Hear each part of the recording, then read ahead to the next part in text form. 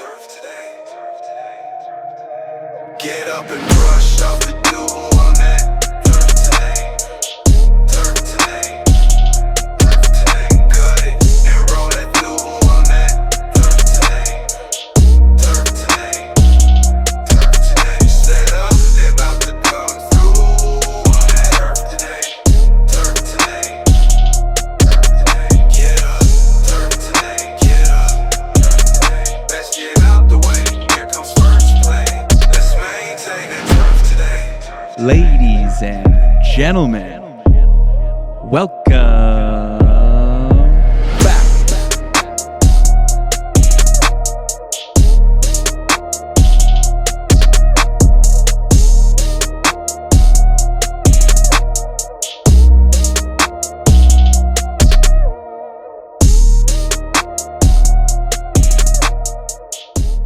Get more done across your operation with Toro's autonomous solutions, including the GeoLink Fairway Mower, Turf Pro Mobot, and Range Pro Ball Picker. Each machine is designed to handle select tasks on its own, helping your crew stay focused on other priorities. Toro's autonomous technology supports consistent results and a smoother workflow from day to day. Learn more about how these innovations can elevate your operation at toro.com/autonomous. Toro. Count on it. What's going on, everybody? Welcome back to Turf Today, presented by Toro and recorded on the Superintendent Network. We have an awesome episode for you guys today. Mr. Derek Williams will be joining the show. Hello, everyone. I'm Adam Kershane, joined by my co-host, as always, Mr. Brian Laurent. And you know what? This is an interesting one. We don't know what we're about to get from Derek, but we're very excited. He's got an interesting past and some stuff to talk about. So get ready, everyone. Here we go. So what's going on? You're on the golf course this morning? Yeah, it was nice. Got back out there and used the camera and the drone and all the stuff. So Nice. teach myself all over again. Yeah. Those first few mornings back Yeah. on, it's always fun. Up early this morning? Not too early, earlier than I've had to get at things lately. So. Yeah. It wasn't one of those ones where you had to beat the crew to the course and get all set up. No, it wasn't one of those 3 a.m. shoots or something. It was, just a nice leisurely 6:45 arrival. Nothing too crazy. How are the courses looking in your area? Wet, definitely wet. But yeah. no, not too bad. I mean, it's starting to come alive. I was pretty surprised. Some of the fine playing surfaces, tees, fairways, greens, they looked pretty good. A lot of the outskirt areas though are still pretty dormant and still pretty tired. Mm-hmm. So Springtime stuff. I hate the springtime is like my least favorite season up here. It's just still, again, wet, cold, nothing's leafed out yet, so it just looks depressing, for lack of a better term. It just looks depressing out there. So definitely. But it's nice though. You get that regeneration. There's some places where they don't get that, right? It's the same stuff over and over again. Yeah. So it is good to have that regrowth and, inspire you to go back outside and spend a whole bunch of money at Home Depot and all that kind of stuff, right? That's right. I love it. How you holding up? Things are good. We have so much snow. It's shitting snow outside right now. It's just wild. Is it again? Yeah, we're right in it. So we've been working on, tee blocks and cups and inventory for accessories and just prepping everything to get ready to go out on the course whenever everything decides to melt. So just getting through it. Today I took the morning off because here in Canada we have a rush process to be able to get, or like a rush to the line, I guess, to get to your passport renewed. So they say you can sign in, but you got to sign in by like 7:30 in the morning to get a spot to be able to renew your passport. And then it's a good hour process to go through everything, get it all entered. At the end, you got to put your references in. So I had already asked a couple buddies, one of my cousins, to put a reference in, and they're all good with it. So I go to put my cousin in, and it says, you can check off all the boxes: friend, colleague, I don't know, whatever, teacher, mentor. Like there's all these different things you can check off. There's no cousin. So I'm like, oh, that's interesting. So I go into the list of things or people you can't use, right? And there's nothing about cousin. There's parents and siblings-in-law and all these different things you can't use, but cousin wasn't on there. So I figured, well, I guess in the eyes of the government, we're just friends. So I put it through as friends and I sent him the screenshot and I was like, sorry, bud, like we're friends now. Like this is where we're at kind of thing. And he just writes back. He's like, ooh, friend zoned. I was like, yeah, well, I guess at this point now we can date those, so we're not cousins anymore. He's like, what a loophole. So That's we're great. having fun over here. That's awesome. Man, this sounds like a heck of a process. Yeah, yeah, they're trying to make sure everybody's legal. I mean, I've had the same information my whole life here, living here in Canada, so it should be a pretty simple process, but just got to go through it, and they want your money too. You got to pay for it, right? Yeah, oh yeah. And away we Oh go. yeah. So Nothing's free. should be good for the next 10 years, Is that hopefully. how long they're good for? Good. Yeah, it's funny. You can do a 5 year for a buck 20, or you can do a 10 year for a buck 60. So you're looking at it like, well, why would you Yeah. put yourself through this? Another five Yeah. years for another 40 bucks. Like, No, what are you yeah. doing? That's a no-brainer right So there. yeah, it's a quick I one. think I think I need to renew mine here in the next year or two. Uh-oh, Yeah. coming up. There he is. Derek, how's it going? What's up, guys? Can you hear me? Can Gotcha. hear you. Loud and Yeah. clear. The iPhone is always the way to go with this, with the headphones. It's always so smooth. Yeah, I can't rely on this Wi-Fi though. So if there's any connection issues, we're in the dungeon above the admin building, and that's where the Wi-Fi is. Okay. Get yourself parked in that one little spot that works. Yeah, well, my office is not really set up for this, but all the fun stuff is on the other walls. Oh, Yeah, that's all right. That's all right. Good news is you can just pick your phone up and spin it around and show us all the good stuff in the Yeah, room right if on. you really want to. Yeah, no, we're good. We're good. Awesome. Appreciate you taking the time to jump on here, Derek. Thanks for having me. Of course, we always like to just kind of start things off and let you take a moment to introduce yourself. So tell us who you are. Derek Williams. I'm the superintendent at Riverbend Club in Great Falls, Virginia. This is the start of my fourth season, about 3 months into the fourth season. I work for Luke Fisher, the director of agronomy, and man, I love this track. Fifth track I worked at, and it's some first private club. So different vibe, but I'm digging it. awesome. Well, we've chatted a bunch online and very fortunate to get you today to get to talk about you, your story and everything. So dig into it a little bit for us. Tell us, about your upbringing, what you got into, and then eventually how it led you into working at the golf course. Born in North Carolina. I lived in 5 states before I graduated high school. Bounced all over. Both parents were in the Marine Corps. Joined the military. First day of basic was 3 weeks after 9/11. 14, almost 15 years later, I took a medical retirement. 2012, was my fifth combat deployment. I did 4 to Iraq, the last one Afghanistan. I was wounded. So they basically gave me the option to reclassify to something else or take early medical retirement. I did that. Never was into golf growing up. I mean, the most I knew about golf was Tiger. I mean, I think the whole world did. Played everything but golf. And then when I got back to the States and after spending some time in the hospitals and surgeries, the guy that I actually was covering in a firefight that I was wounded in got me into the game of golf. And I just became obsessed. It was like a rehabilitative tool for me. And so, like the last 3 years I was in the military, I was basically going surgery, recovery, play a little golf, surgery, recovery, play a little golf, and then finally hung it up. And my first gig when I retired was the closest 18-hole course down the street, and they were hiring for a second assistant. And I'd never had a golf job at all. And there's a small 6-person crew, Capital City Golf Club in Olympia, Washington. Shout out to my first boss, taught me a lot, Don Firestone. 6-person crew, you're kind of forced to learn everything, tee to green. So I was basically doing everything but spraying. So that really helped me out.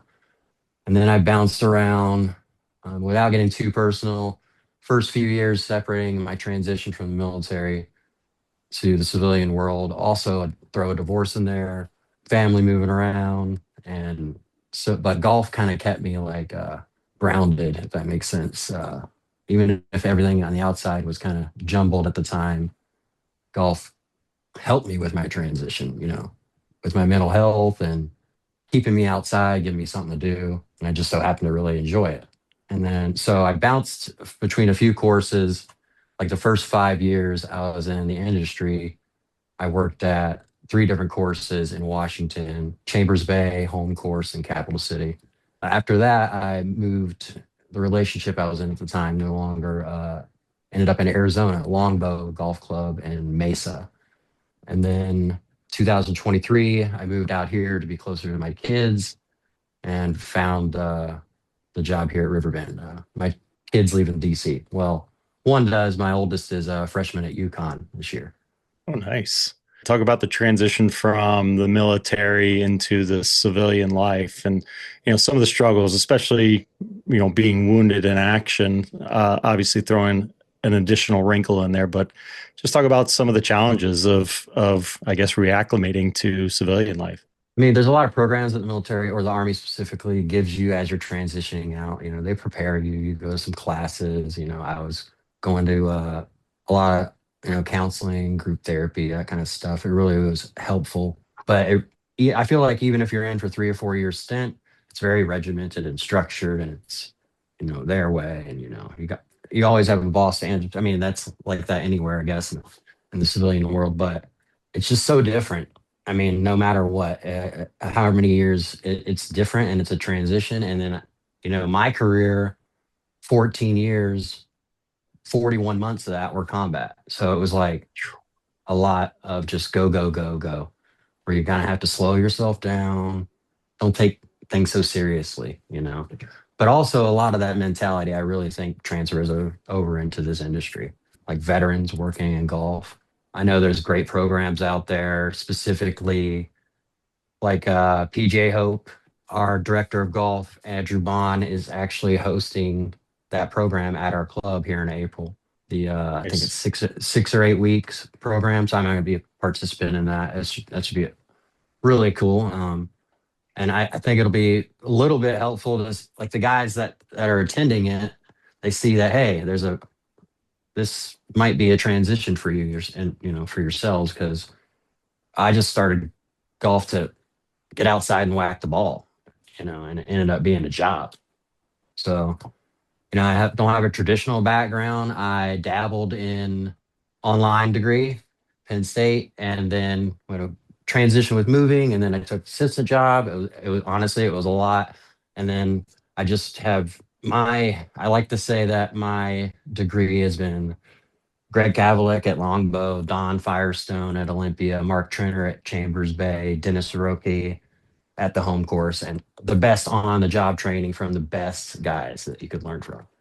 And I think you should always thank the people that got you where you are. I mean, because I don't have that traditional on paper what guys may necessarily be looking for, but I feel like a lot of like leadership and discipline, attention to detail, work outside mentality really transfers over military to this industry. That's awesome, dude. There's so many wonderful things there that we can unpack and talk about there. So I just wanted to go back because I'm very interested about your career. You talk about 14 years in the Army, and then having to leave, unfortunately. And that's just one of those things. It could have been a lot longer career, but 14 years is pretty solid, man. If you're a pro athlete or something like that, 14 years, nothing to shake a Yeah. big stick at. So I just want to know about that journey. Tell us a little bit about some of the stuff you loved about the Army, some of the challenges you had, some of the things that made you grow as a person. 14 years with the plan. I had the plan of doing 20, until, full retirement. I retired as a sergeant first class, which is E7, and there's 9 enlisted ranks. And my goal was to be a sergeant major, one day. I wanted to have like a battalion. That was like the goal. I think that's a lot of the goals for young leaders and junior leaders in the Army. They see, because a senior leader that they looked up to, that they want to be that guy someday. I was field artillery, so shot big bullets downrange. You got all the fun toys, Yeah, huh? you get the big Yeah. ones. Yeah. The first 7 years I was in the Army, I was in the 101st Airborne Division, and that's where I did the Iraq deployments. And then I was a drill instructor or drill sergeant for 2 years, Fort Sill, Oklahoma. And then that was my dwell time between all those deployments, was the 16-hour drill sergeant days. And then I went to Second Infantry Division, which is Fort Lewis, Washington, or now Joint Base Lewis McChord, and that's where I was wounded and I transitioned, retired from the Army. And I mean, moving all around and all the leaders and all the just the friends and people I've met, it's the laundry list of what I learned from it. I couldn't, it's just balled up into meeting people from all walks of life, from all over the world, literally, learning how to be a team collectively, get a goal. So many things. I know that my crew sometimes gets tired of me referencing some military things that transfers over, but when they see it, they see it. Like it's like and in turf, your mistakes are seen like that sometimes, or immediately, and your rewards are like 3 months of hard work, and you finally like right before member, you're like, oh yeah. But and that's like that in the military. Your mistakes can be seen immediately, but you have to work hard for a long period of time to achieve a certain goal. If that makes sense. Absolutely. And you mentioned it earlier too, just the transferable skills. Talk about dive deeper into some of those transferable skills. And the thing that you mentioned was being the drill instructor. So leading people, and then stepping into this role, and ultimately getting to where you are now. I've got to imagine that experience of leading teams has just done wonders for you in making it a little easier to step into this role of managing a crew. For sure. It's much different. There's a lot of rules, and you go through all those classes, HR classes in the military, but you don't like have you got to be, it's just, it's a lot of the shop banter is the same, and the camaraderie is very similar, but it's different. I think the transferable thing is you have to remember you're leading people, and it's not just you go mow greens, tell them why you're mowing it. Like, why are we doing it in this direction for different from this day? If it's a rookie, he has no idea. He's just me, Mo. I don't like that. I like to, hey, why do we rake the bunkers this way? Why are we spraying this chemical today? I mean, not just act like they're a pawn on to get your job done and treat them like people. That's a lot more relevant in this now. And but I also think the good leaders in the military, the good ones in the military are the ones that did that. They just didn't treat them like a number in their squad. It's family. Another similar thing is all walks of life. People in the military, you could have a squad of 20 people or 10, 12 people, a platoon of 40 from everywhere. I mean, my crew, we have 23 full time. We just do full time. We have full time year round, which is really nice. And I mean, we got El Salvadorian, Bolivia, Mexico, US. I mean, right there, all walks of life. I mean, Yeah. different dialects, different this, everything. Everyone has a way of doing things, but ultimately we all have the same goal in mind, presenting the best conditions for the members. Yeah. I kind of curious. Everyone thinks of drill instructor. Is it like the movies? Are you up in people's faces just yelling and screaming at them?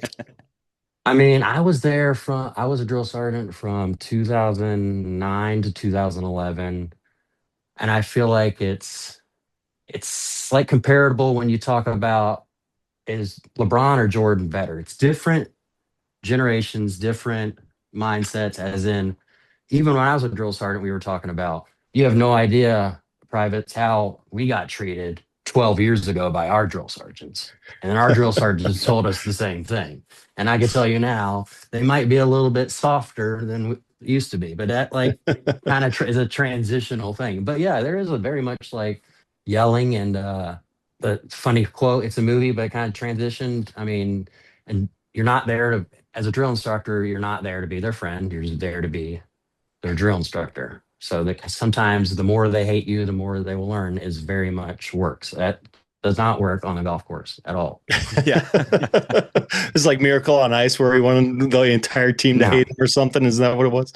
That's Yeah. Do you think a lot of that, some of the, again, when you were probably going through it was probably a lot more yelling and screaming and in your face and some of Sure. that stuff. Do you think a lot of that is to build stress tolerance For into, sure. Bring it, yeah, bring them down to bring them back up, in a positive way. Maybe the levels of stress or the intensity. Even I had to do it in 2 years. I was a drill. The first year at Fort Sill, there was only male recruits. And then so the second year they transitioned, they brought females into Fort Sill. That's a whole different ball game. When you get 230 sold or recruits every 8 weeks, you graduate them on a Friday, you get a couple days off, and you pick up 230 more on Tuesday for 8 more weeks. And then this group, this next 230, of those 230, like 120 are women. You got to approach it differently. I Hmm. mean, it's just the facts. Yeah. It's just the way it is. And you don't, it's, yeah, I'm not talking about like the same level of standards. I'm not talking about altering standards at all, but just the way you talk to people. It just becomes, then it becomes a person thing, the way you treat people. Yeah. And that's going to be 100%. different with all 230, 240 of those people anyways, too, right? I mean, For it sure. doesn't matter, male, female, whatever it is, everyone's going to respond differently to different things. And I mean, you've already kind of touched upon that with a crew of 20 some people. That's great experience for you to be able to understand how to motivate individuals within a larger group. So For sure. that's awesome experience. That is Yeah, big. but I mean, we have our cliques. I think it's natural, like everywhere. Yeah. It's like we have our squads. But that's just that's a Yeah. natural human instinct. That's going to happen anywhere you go. So you got to approach those groups, a little bit differently. Everyone gets the same talk in the morning meeting, but when you maybe talk to them individually, that's definitely when you talk to them as an individual. So you talked about working hard towards a success, and that is very, very common here in our industry, as you know. But back in the Army, I'd love to hear one of your favorite stories about, you and your team going through something where you had to work a long time and very hard to get somewhere, get something done. Every patrol or mission that you go on and everyone comes back safe is a really good one. You feel like you accomplished something. When I was in, believe it or not many of us, at least when I was serving, and I'm just speaking for myself, but I think a lot of us were like minded. We weren't concerned about left, right, what was going on. We had a war and we were just following orders of where our commander and their commander and their commander and their commander told us to do and execute. So it's tough. I feel like it's all again comprised into one just big positive experience of just meeting all the people, the small talk, the learning about their families and their kids. And I feel like the happiest memories are just the relationships that were built. A lot of the really funny ones in the military cannot be shared. No, no. It's the same on the uh, golf course, though, Fair too. enough. The funny stuff on the sure. golf course usually can't be shared either. Yeah. No, absolutely. Yeah, for sure. Yeah, I've So, seen. I think everyone has their wall of shame, broken oh equipment, yeah. where I think within I won't name drop, but within the first week of a very first golf course job, there was an older gentleman that probably should have been retired. And I just hear this loud bang and it's dark. This is like my first week of doing like tee setup or something. I just hear this loud crash. And I look over and wasn't paying attention and just cart right into the tree. It wasn't good. No. And then that's when I quickly learned on the civilian side of, we don't do workers comp in the military. So that Yeah. when this guy tried to like bring it up like it was like a workers comp thing, like, hey dude, you weren't paying attention, you were on your freaking cell phone and you smashed into that tree. Yeah, you were expecting the tree to move. It wasn't getting out of the way. I mean, so there's funny stuff like that, but Was that his I last mean, day? that happens all the time. Nah, I'm not sure. I can't remember. It wasn't long after that. Yeah. Fortunately, we've You all worked mentioned, with one of those guys. oh, yeah. Yeah, I think every crew. That's, you talked earlier about wanting to explain the why behind why you're doing XYZ and kind of get into the details of the reason behind it. Where did you kind of learn that from? Is that something you've always had, or have you always, or did you learn somewhere of the need and the benefit of explaining the reasoning behind it to people? I think it's educational at the same time. The more someone hears something, even if they already know why, they're mowing in that direction that day. It's just like re-emphasizing. I like the repetitive nature of hearing it over and over, and also for like being an instructor of something. The more you teach something or say it out loud to someone, it's a way of you kind of retaining it because I'm not out there walking on greens. I'm not. I got a lot of other things to worry about, and I have plenty of guys to do that or people to do that. I say people because my two best walk mowers are women, so I gotta shout them out for sure. Yeah. Their Mhm. attention to detail is something to talk about. Mother Yep. and daughter, Oh, nice. awesome, awesome. Wow. Well, that's great. Yeah, Family business. Yeah. for sure. So going the other way, after everything you've been through, how do you personally define a bad day on the golf course? It's not a bad day, but like 10 minutes after you settle into the couch and you get called because you got to go turn off a valve because the irrigation is running. Yeah. That happened yesterday. I don't mind doing it. I actually live close for that reason. I prefer to live close to the course, to the property. I like being that QRF, quick reactionary force. And I like being the guy, you know. But sometimes that's like, really? But you have to do it. Or who likes when equipment breaks down 30 minutes before closing time? No one hates that more than a mechanic, but no superintendent enjoys that either. It's not a bad day though, still. I mean, I've never had a bad day playing golf. I'm one of those guys that I just never have got angry on the golf course. I get great entertainment of those guys that do get angry because Oh yeah. I find it just hilarious. I wish that I have a picture on my phone. Longbow Golf Club. I was doing course setup one day and I get to the 18th hole and the trash can right beside the tee box was a whole bag with every single club Nice. broken in half in there. I was just like, it was gold post. I was like, yeah, someone that did not have a good day. Oh man. And I have some crew guys like snagging the clubs, trying to like get the good shafts or the good grips that were still to make Is that Scotty? Whatever. It's all yours. Oh. Yeah, that was fun. That's nuts. Again, you kind of went into it and, it was a nice escape. Golf was a nice escape of peaceful setting, all that. But what was it really about golf course maintenance that hooked you? I think it's got to be being outside. It's got to be being the fresh air. I mean, the military, you spend most of your time outdoors. As you move up in the military, you kind of, a lot of people say their best job is like the squad or platoon level because they're really in it with their guys. But as you move up, you spend more time doing paperwork in the office, blah, blah, blah. I mean, that goes with this too. Some people have asked me, why you put all that stuff in your office when I'm never in here, To this spot, this will be the longest consecutive time I've been in my office all week. I mean, Yeah, be that 30, tracks. quick in the morning, basically. But being outside, just the fresh air. I got spoiled at almost every place that I worked at. It's been absolutely beautiful. And then now I'm back home, Virginia, originally where my family is from. I mean, this is a beautiful area, Northern Virginia, just south of Potomac River, about 15 miles due west to DC. it's a hot spot right there, man. So you guys are transition zone. Talk about the joys of managing turf and transition zone. So during my interview, my boss Luke Fisher, he was telling me about working in the Mid Atlantic, and coming from the Pacific Northwest, where I kind of responded like, yeah, I mean, it rains all the damn time. If you can't keep green there, something's going wrong.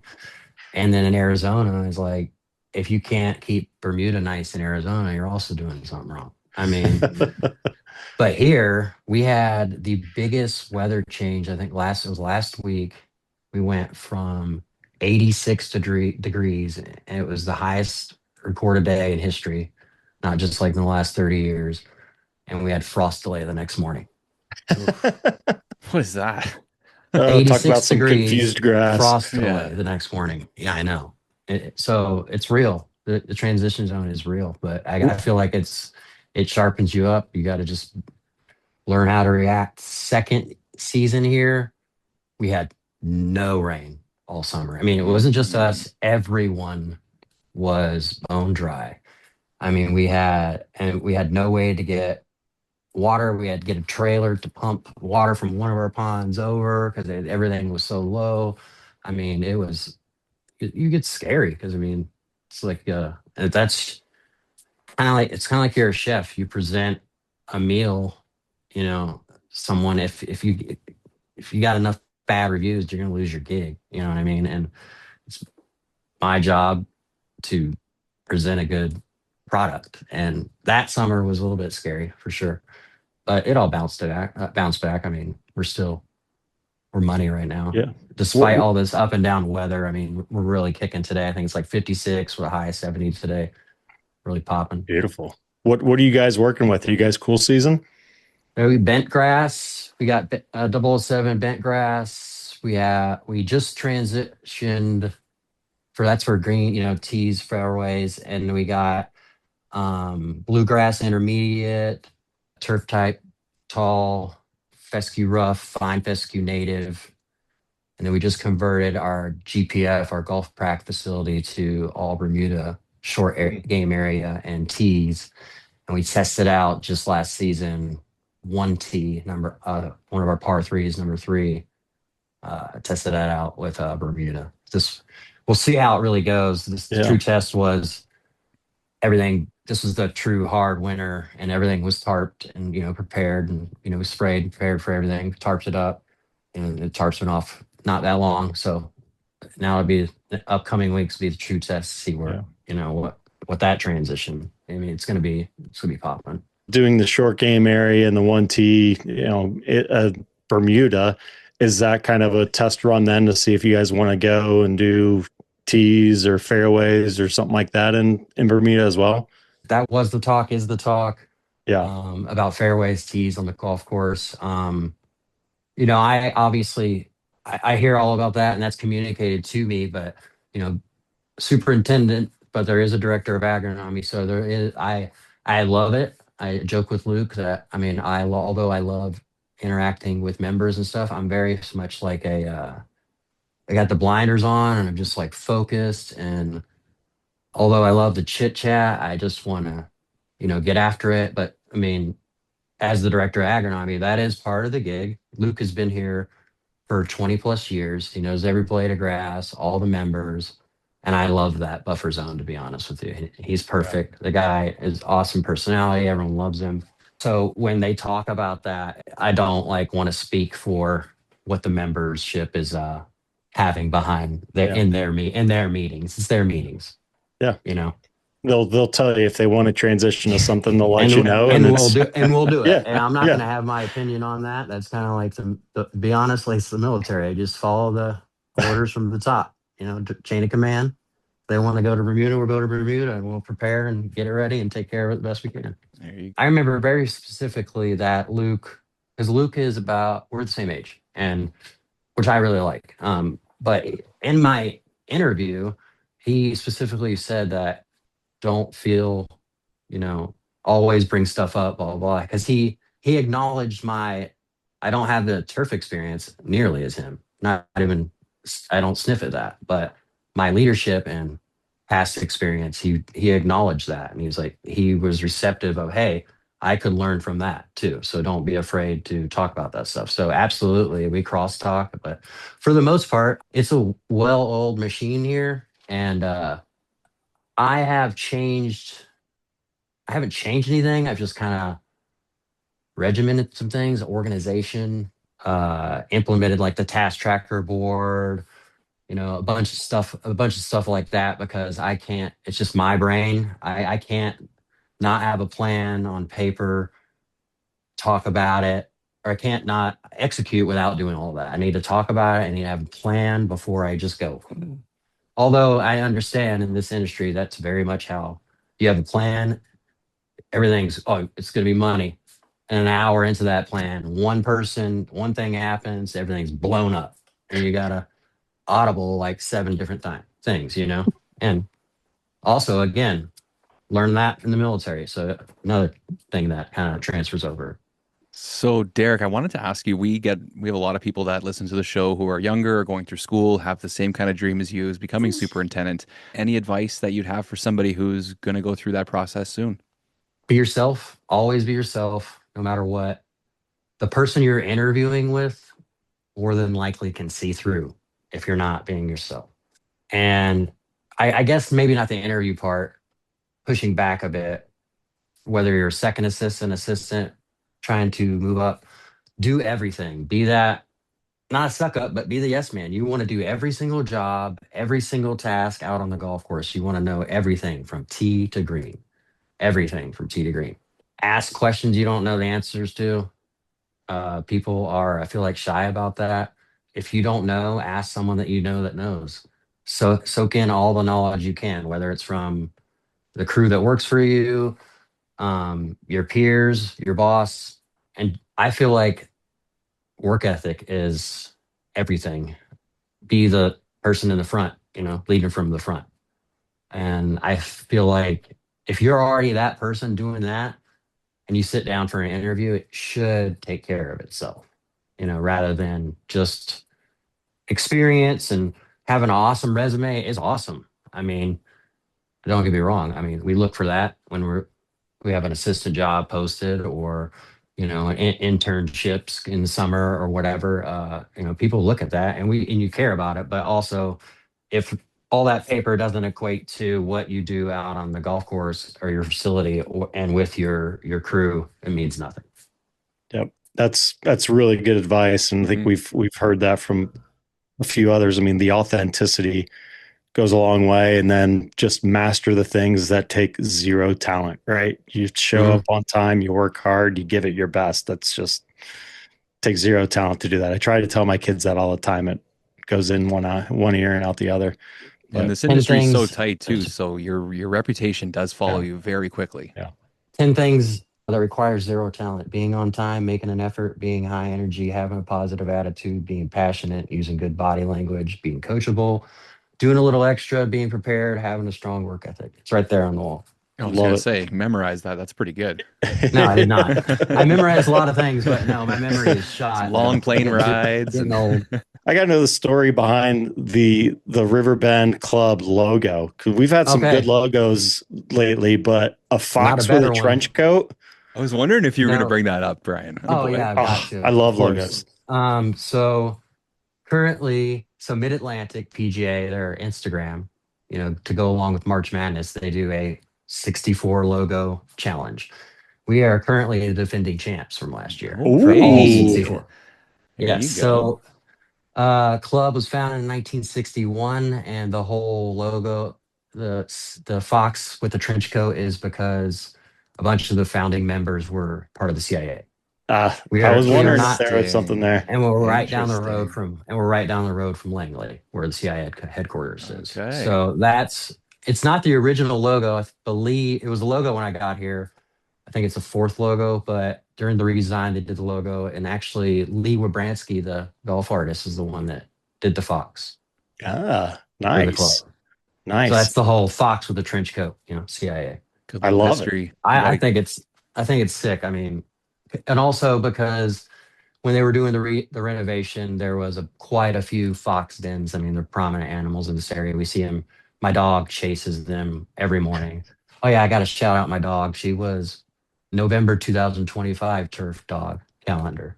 Oh, Yeah. man. Her name's Birdie. She's a Birdie, she's Catahoula. popular. Yeah, she's probably in the break room bumming lunch food from the guys right now. I didn't keep her in the office. I love it. So when was the renovation? Did you guys just go through that recently? Oh or no, is that was 2011. That was Okay. Keith Foster renovation with McDonald's and Son, the construction company. That was way before me. I mean, I was a drill sergeant at the time. Gotcha. Yeah, the place looks sick, man. Talk about some of appreciate just that. the general challenges that you guys face, aside from obviously the craziness of the Mid-Atlantic. I mean, I think that would be the challenges. I mean, other than that, we have everything pretty dialed in. We're doing a lot of not renovations, but small changes that are in accordance with the architect Keith Foster that did the renovation. like the plan for thinning out some trees. We did a walkthrough not that long back, and he kind of emphasized if you're standing in the middle of the property, like the beauty or the money shot of a course is that outer perimeter. That's what really brings the property in. But you have these tall pines or you know silver maples in between fairways that are kind of like cutting off views when the beauty of the course is the whole property. It kind of as one because Yeah. the elevation change does and the undulations, the pictures don't really do it justice. I mean, some of them you really have to club up or club down, like say 18-1 or whatever. But there's some long holes for sure. I think it's absolutely beautiful track. I fell in love with it. I actually had two other interviews the same day as Riverbend, and I just happened to come to this one first, and I got hired on the spot. And um, the other one was I had an assistant interview lined up for congressional and one at Army Navy Country Club. But the job listing here was assistant superintendent. When I signed my contract, I was the superintendent of the golf course because they restructured and made Luke from super to the director of agronomy. So very fortunate for that. Wow. Did you just not go to the next two interviews then? I did not. I contacted No. them. Nice, Yeah. nice. Okay. Okay. That's good. I That's good. contacted them, but I'm like, yeah, but it all worked out. I mean, I'm glad I'm where I'm at. Yeah. For sure. Yeah. And you said you're all full-time staff. I mean, is Mhm. there a big benefit for you guys there in having the same people and not having to train, new people every summer that are coming in and out for those, seasonal employees? I mean, absolutely. I have a few on the crew that have been over 20 years, and yeah, they know what's going on. But they also can get complacent, so I have to watch out. And I kind of have to be like, hey, I know but tighten it up a bit or whatever. But no, for the most part, everyone they know their job Yeah. very well, very, very That's well. The crew is well rounded. We stay busy during the winter, despite it being frozen. I think we're doing the same similar things, that anyone else is doing during the winter and trees, construction, sod projects, all the inside, all the inside jobs. I think everyone's doing the same stuff almost. You brought up a really good point there, the complacency, and you do see that from time to time, and especially in the heat of the summer, it's just might get some people just mailing it in. How do you combat that mindset or that complacency with folks? When I try to pitch it to whether it's whatever the case is, I try to pitch. There's always a better way, and it's not my way, but I'm against kind of the vibe of, well, that's how we've always done it. Well, how long ago did you start doing that? Like 12 years ago? You don't think that like someone might have come up with a better way to do it in the last like 12 years somewhere? I've worked at quite a few properties, and I have to bring them up. It'd be terrible if I didn't. In that little stint of 5 years, I did 2 years of almost 2 years, just shy of golf course construction, with Ridgetop Golf. So was a part of like rebuilding golf courses in Oregon, Washington, Idaho. It was really awesome. And it was over 10 properties, I think I got to work on construction jobs, some being like anything from like fixing a T-Mox or remodeling their bunkers or even a complete 18-hole tee to green remodel where you're there and going to that course. That was Sandpoint Country Club in Seattle. Shout out to Marcus, superintendent there. But I mean, learned so much from Kip and Casey and Josh and Jaron. That was a super small crew, like 5 people. But let me tell you, you see what those guys can do with an excavator. You don't, I mean, and all that. I learned so much, and it was Yeah. so much fun The only reason I got out of that was just like traveling, like being away from family. That was kind of tough. It wasn't really ideal. So, and I really thought that I was done with the turf side. And I was like, oh, I'll do this forever. I'll play on an excavator or I'll just haul dirt all day long. Like You got a thing for all it those was cool awesome. toys. It Oh, sounds like yeah. the big Oh guns, yeah, the for sure. excavators. Like, man, Yeah, yeah. That's the fun stuff. I mean, yeah. big boy toys. That's what It's funny. I like to call it. Yeah, but I wanted to ask you, you said you fell in love with the golf course, which is huge, right? That's huge for anybody who was going to be taking over a property. But you're also spending a lot of time doing a little bit of golf therapy. So would you say that now you get your fix with golf course maintenance, or do you still need to get out there and swing the sticks? I don't nearly as much as I used to. I got addicted. The guy that got me into it, he was like, "Hey, there's this like veteran organization that you it's a bunch of veterans in a tournament. I never played in a golf tournament in my life, and I go out there and won it. Now, mind you, Oh, I'm boy. not bragging about Is this my a net? being Is a this a good net golfer. tournament? Exactly. Yeah, Yes, thank okay. you. Okay. I was in the bottom flight of handicappers. So, and then I was also mixed in with other wounded veterans. So, real handicaps out there, Good you know. field. Yeah, yeah. When people ask my handicap, I say gunshot wound, right forearm. You don't need to know that you don't need to know that Oh, I'm not a single. strokes. I mean, I'm not, I just like to get out there and have fun. I don't nearly as much anymore, but It's probably I because you got a probably, bad reputation after that first tournament. Everyone's calling Maybe. you a oh, no, no, sandbagger after you go absolutely out Yeah. not. there. Anyway, No, no, no. I think I shot like a 91, nothing to brag about. that's not bad for a Hey, first yeah. tournament. Yeah. Sure, Take it sure, sure. under But pressure. now I could probably not even sniff that. I haven't swung clubs. I played two or three times in the last couple calendar years, just so busy. And Ugh. first position as a superintendent, I really want to make a good like my focus is this. Although I am implementing a couple weeks ago when we had good weather, I'm gonna start on maintenance Mondays.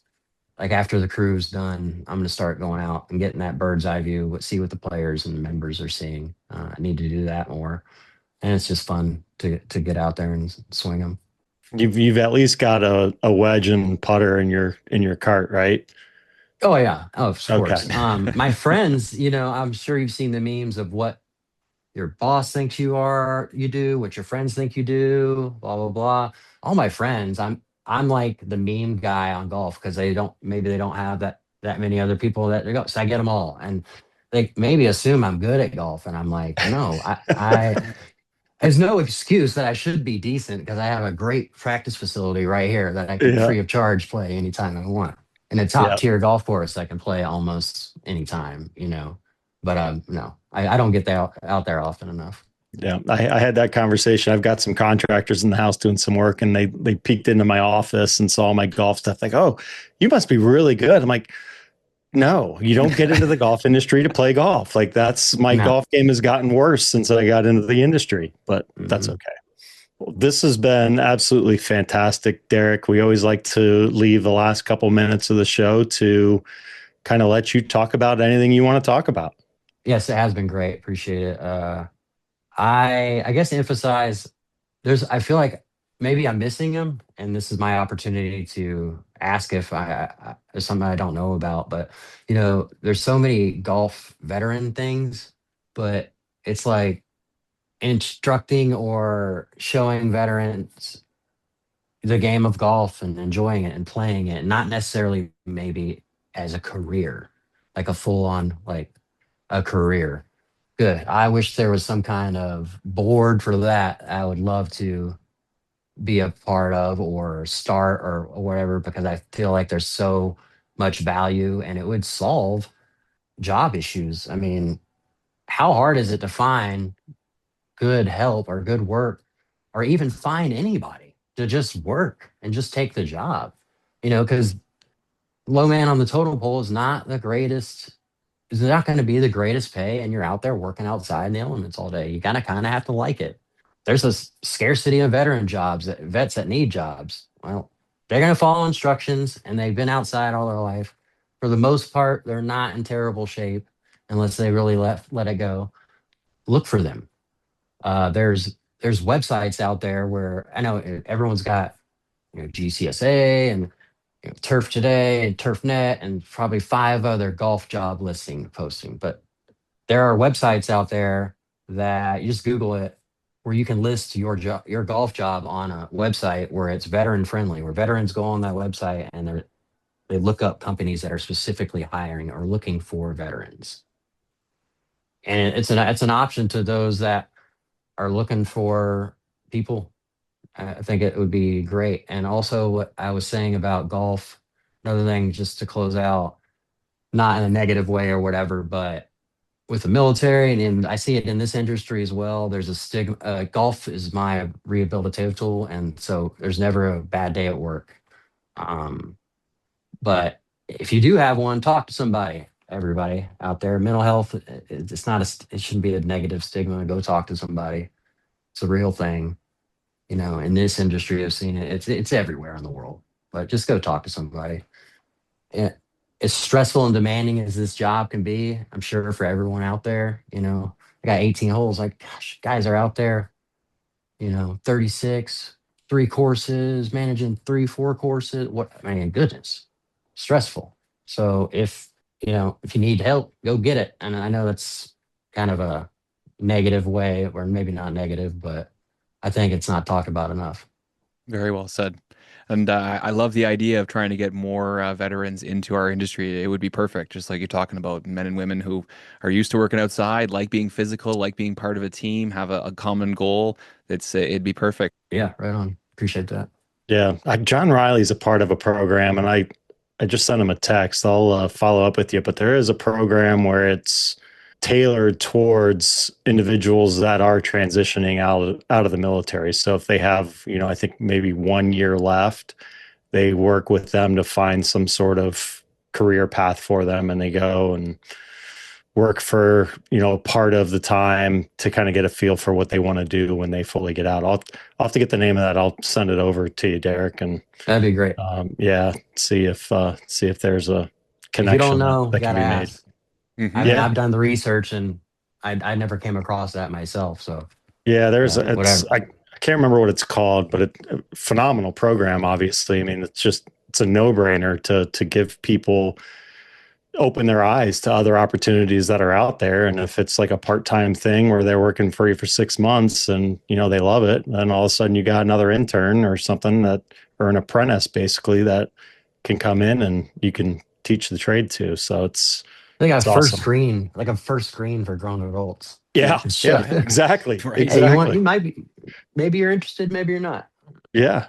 Yeah. No, that's it. That's it. So I'll get that over to you when John gets back to me here. Cool. This has been Awesome. awesome, brother. And thank you so much for all of your time today. All right, cool. Appreciate it. And I appreciate Yeah. you guys like this platform and whatever. We need it. You know what I mean? I feel like just y'all post job listings, right? Mhm. There you go. See, there's Yeah. another platform. Like our industry is small, but it's big. But we also all have to be like helping one another out. So we're like all one giant turf crew, That's right. essentially. Yeah. Trying to like, It's one big course. you know what I mean? It really is. I mean, It's and a big one industry, of but us a tight fall, we community. fail. Yeah, Yeah. exactly. Yeah. No, that's it. That's it. So, Derek, this has been an absolute pleasure. Appreciate all your time and help or sharing your story. And I think this is going to be a really popular one. So appreciate everything. Right on, guys. I appreciate you guys. All right. Take care, brother. All right. We'll see All you, right, Derek. later. Take care, man. I don't know how to turn this shit off. Nice. Big red You're button. not alone. That's what we always sit there and wait, see how the exit goes. So that's it's funny. always entertaining. Yeah. One Later. guy almost broke his leg standing up. It was hilarious. Yeah. All right, right on. Love Later. it. All right, See you, see you, Derek. man. Yeah, and that's Love a hearing unique stories story, like right? that. Yeah, to hear about combat vet in the industry. We didn't get to ask him about the Purple Heart. I had that one circled on my notes. Oh, and yeah. never got to that, so I'll have to figure out that story. But that's not something he talks about all the time. I don't know.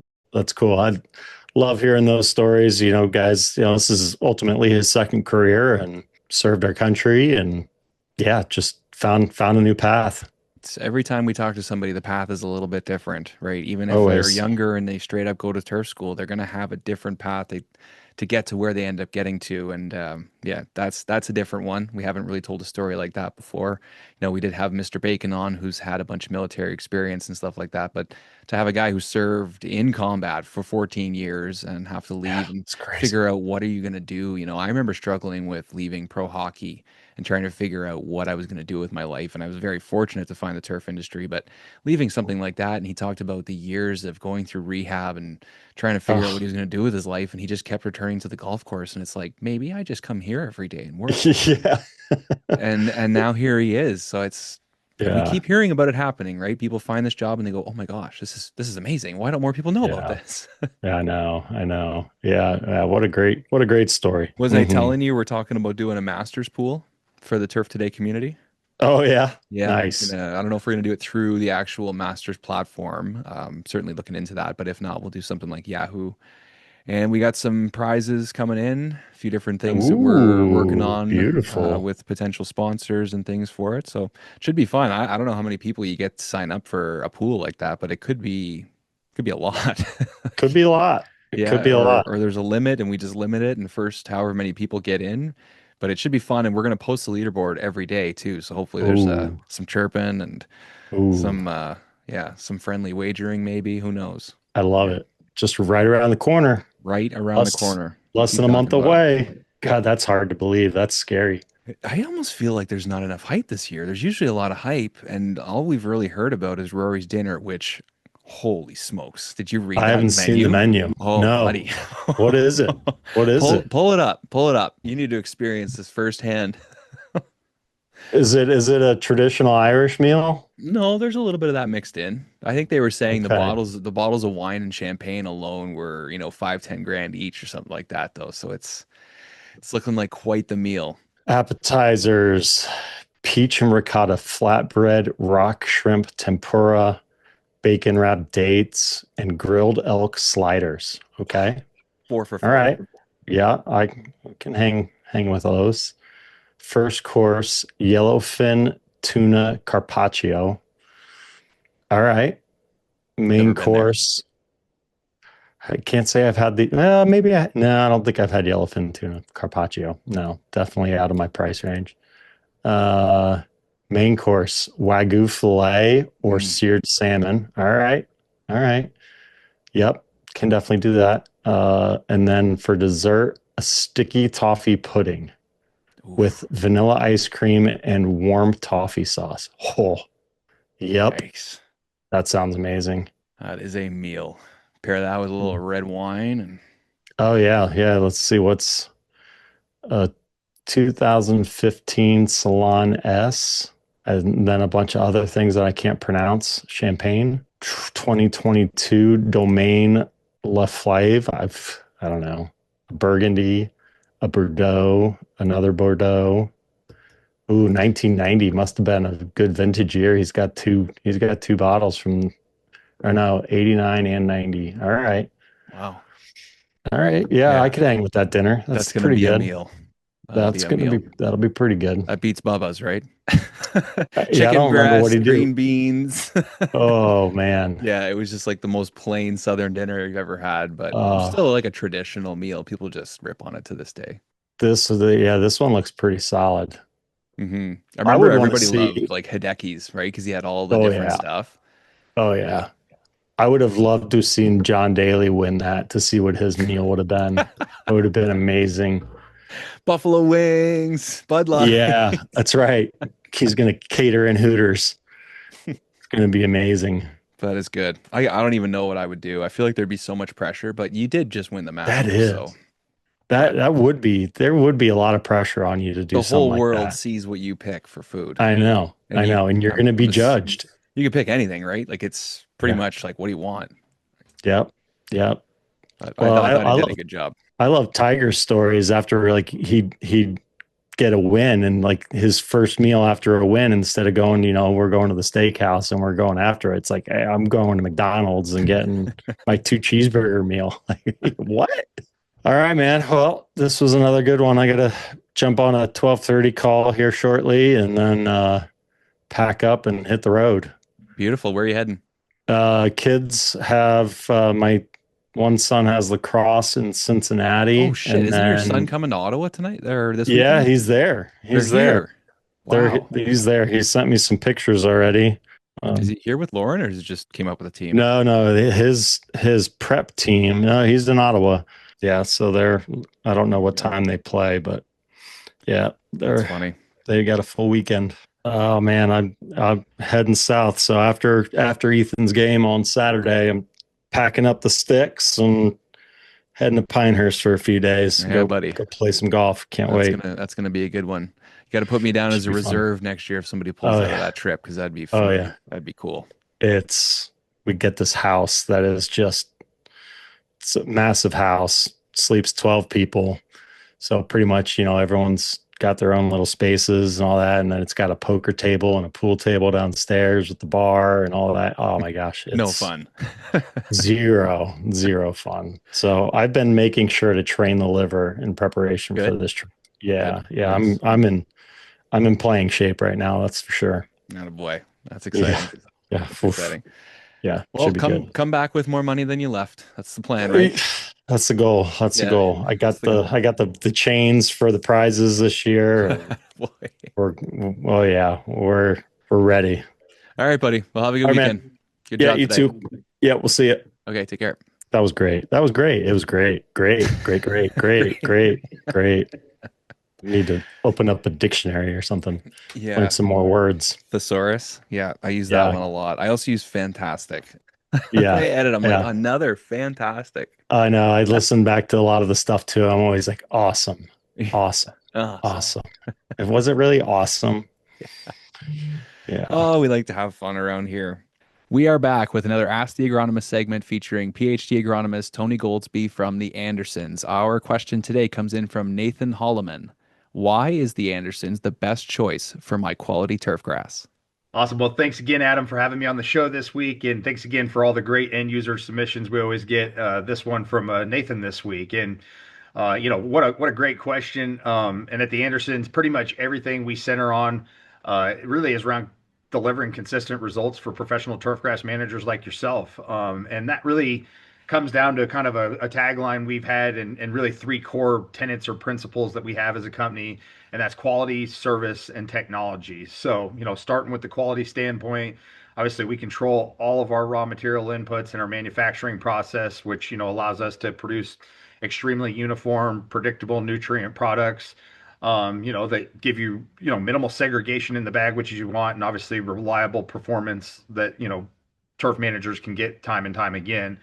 And we have some really unique technologies, right? So on that second part, our product, like our dispersing granule, allows those nutrients to be, put up into a form where you can put them out as a granule, and then as soon as water touches them, they break down into thousands of microparticles, right? And it was really important for a lot of those, whether it be fertility or active ingredients, to get broken down and get into the plant canopy as quickly as possible.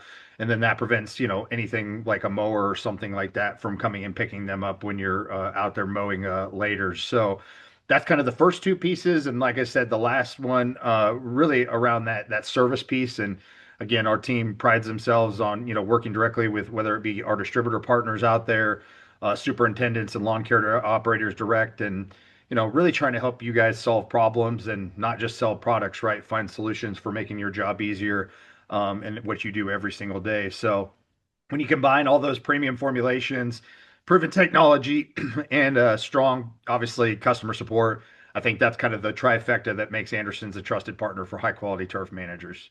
Yeah, that is a great answer, trusted by a lot of people and all over the world, which is huge.